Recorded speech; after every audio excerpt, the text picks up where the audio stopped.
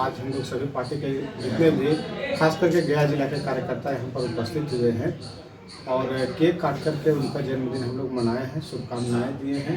साथ ही साथ इस जन्मदिन के अवसर पर हम कहना चाहेंगे कि हमारी पार्टी के जो नीति सिद्धांत आचार विचार है और जो पार्टी का मूलभूत निहित है, बात निहित है, तो जीतन राम मांझी जी के नक्शे कदम पर चल रहे हैं और इस राजनीतिक उथल पुथल में भी अपने आप को एक तरह से अस्थिर करके रखे हैं और राजनीति में नए आयाम स्थापित करने में कामयाब रहे हैं। हम लोग इसके लिए उनको तहे दिल से बधाई देते हैं।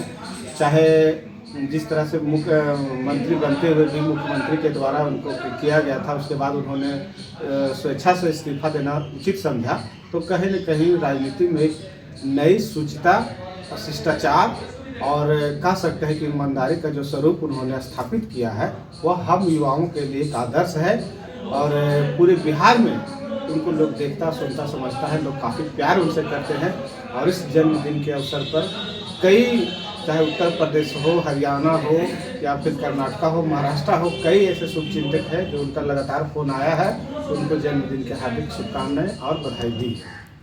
सर, अब जो है नई सरकार बनी है, कहीं ना कहीं क्या बदलाव देखने के लिए मिलेगा सर? देखिए, एक कहावत है देहात में, संगत से गुनात है, संगत से गुण जात है। और आरजेडी के साथ शासनकाल को भी हमने देखा है, लालू यादव के शासनकाल को भी देखा है, राबड़ी देवी के शासनकाल को भी देखा है। किस तरह से बिहार त्राहिमाम था, किस तरह से बिहार उबल रहा था, महिलाएं सुरक्षित नहीं थी, दलित महादलित के लोग का जीना दुभर था। सबसे ज़्यादा थाना पुलिस से अगर कोई पीड़ित था तो वो हम लोग गरीब परिवार के थे, दलित महादलित परिवार के थे। और इस शासन में बदलाव आने से कहीं न कहीं हम लोग सुरक्षित अपने आप को महसूस कर रहे हैं, बेटियां सुरक्षित महसूस कर रही हैं और गरीब गुरबा जो है निर्भीक होकर काम कर रहे हैं।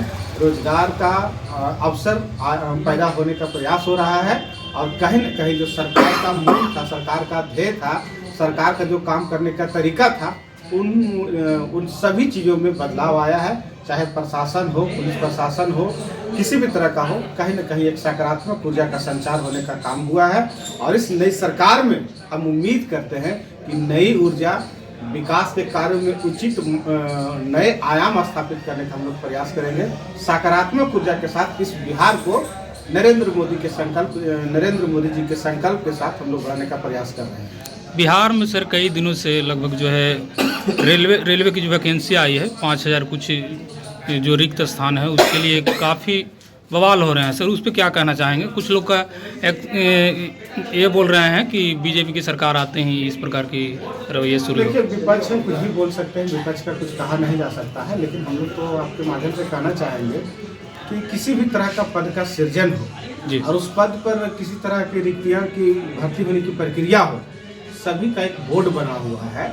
बोर्ड अनुशंसित करती है, जिस तरह से मानव बल की आवश्यकता है होती है, उसी तरह से मानव बल की बहाली होती है जी। और अगर मानव बल की संख्या, बहाली की संख्या मान लेते हैं हमको 5 व्यक्तियों की जरूरत है, तो हम 50 व्यक्तियों की वैकेंसी निकाल कर क्या करेंगे? अगर उसमें हमको मानव बल की आवश्यकता होती है तो इंफ्रास्ट्रक्चर डेवलप हो रहा है। हमारी जो अर्थव्यवस्था है कि आदरणीय नरेंद्र मोदी जी की सरकार में, वह भारत के नहीं विश्व के तीसरी अर्थव्यवस्था, बड़ी अर्थव्यवस्था है, तो कहीं न कहीं नए आयाम स्थापित हो रही हैं। रही बात रेलवे में वैकेंसी कम होने की, तो हम लोग चाहेंगे कि पुनः इनकी समीक्षा की जाए, जो छात्र हैं उनकी समस्याओं को भी सुना जाए और जहाँ तक हो सके अधिक से अधिक बेरोजगार युवक युवतियों को रोजगार देने में हम लोग कैसे सफल हों, इसके लिए भी हम लोग को प्रयास करने की आवश्यकता है। आने वाली लोकसभा चुनाव के बारे में 2 शब्द। देखिए, हम तो ये आपके माध्यम से कह देना चाहते हैं कि जो आगामी लोकसभा चुनाव है, इस लोकसभा चुनाव में एक तरह से कह सकते हैं कि नरेंद्र मोदी जी के नेतृत्व में कहीं न कहीं लोग उनके पक्ष में नाम है, उनके साथ में है। और आप देख सकते हैं कि पिछला जो कार्यकाल हम लोग देखे हैं, कई ऐसे कार्य हैं, चाहे धारा 370 की बात हो, भगवान राम मंदिर की स्थापना की बात हो, या फिर और अलग जगहों में हो, शिक्षा सम्मान की बात हो, तो कहीं न कहीं वो बढ़ चढ़ करके लिए हैं।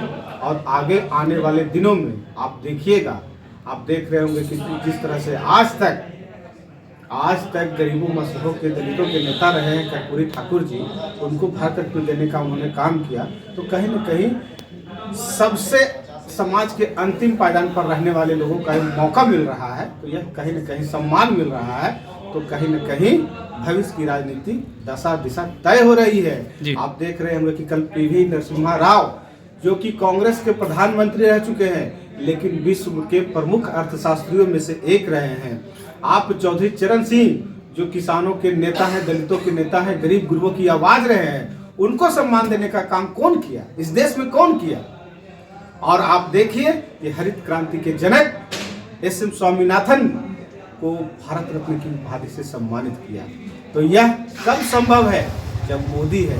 मोदी है तो मुमकिन है, यही हम कहना चाहते हैं। मोदी पक्ष रहे विपक्ष रहे, चाहे आप किसी भी विचारधारा को मानने वाले हो, अगर आप सकारात्मक दिशा में काम करते हैं, सबको लेकर के चलते हैं, आपका समाज में योगदान रहता है, देश व राष्ट्र के प्रति आपकी समर्पण की भावना रहती है, तो कहीं न कहीं मोदी जी उनको सम्मानित करने में पीछे नहीं हटते हैं। और यह तभी संभव है, कांग्रेस चाहती तो कांग्रेस भी दे सकती थी, लेकिन कांग्रेस ने ऐसा नहीं किया। नरेंद्र मोदी के सरकार में ही, नरेंद्र मोदी जी के नेतृत्व में ही वैसे पुरोधा जो समाज को कहीं न कहीं आगे बढ़ाने में उनकी अहम भूमिका रही है, राजनीति के नए आयाम स्थापित करने में अपने आप को रहे हैं, तो ऐसे लोगों को भारत रत्न देकर सम्मानित करना कहीं न कहीं उनकी जो है व्यक्तित्व को दर्शाता है या स्वागत योग्य कदम है। जी, गया का लोकसभा है, उस गया लोकसभा से किनका चेहरा जो है इस बार जो है आने वाली है? देखिए, गया लोकसभा, इससे पहले जितने भी सांसद रहे हैं किन्हीं को कोई जानता तक नहीं है। देखिए, गया लोकसभा जहाँ तक बात हो सके, तो हम एक पार्टी के प्रवक्ता भी हैं, लेकिन हम आप लोगों को कहना चाहते हैं कि गया को जो उचित विकास में भागीदारी मिलना चाहिए था, जी, गया वासियों को जो दिल्ली के योजनाओं से मिलना चाहिए था, वह कहीं न कहीं कमतर रहा है। हमारे वर्तमान सांसद विजय मांझी भी जी रहे हैं, हरि मांझी जी भी भाजपा के सांसद रहे हैं। सबका एक मापदंड है, सबकी एक कृति है, सबकी एक ख्याति है, सबको लेकर के चलना है।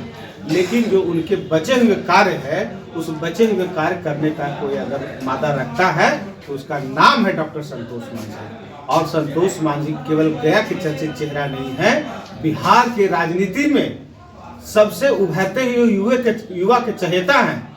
और अगर आप यंग जनरेशन में पॉलिटिकल लीडर को देखते हैं तो संतोष मांझी के जैसा परिपक्व नेता, पढ़ा लिखा हुआ नेता, डॉन बॉस्को का प्रोडक्ट, दिल्ली यूनिवर्सिटी से किया हुआ डॉक्टरेट, और अभी वर्तमान में गया से आपका असिस्टेंट प्रोफेसर, इतना उच्च मापदंड का व्यक्ति बिहार में कहीं दूर दूर तक नजर नहीं आता। तो कहीं न कहीं डॉक्टर संतोष मांझी जी इस चीज को करने में सफल रहे हैं। और ऐसे व्यक्ति अगर गया का नेतृत्व करते हैं तो कहीं न कहीं गयावासी का भाग्य होगा। गयावासी कम से कम जो पिछड़ापन है, गयावासी को जो हक हकूक नहीं मिल पाया है, वह उसको मिल पाए, हम लोग यही कामना करते हैं। और उभरते हुए नायक हैं डॉक्टर संतोष मांझी जी को लोग चाह रहे हैं, लोग देख रहे हैं, आशा भरी नजरों से देख रहे हैं कि कैसे वो आए और हम लोग उनको देख करके जिताएं, ताकि हमारी समस्याओं को हल हो सके। विपक्षी आदमी बोला जा रहा है सर कि 12 तारीख को खेला होगा।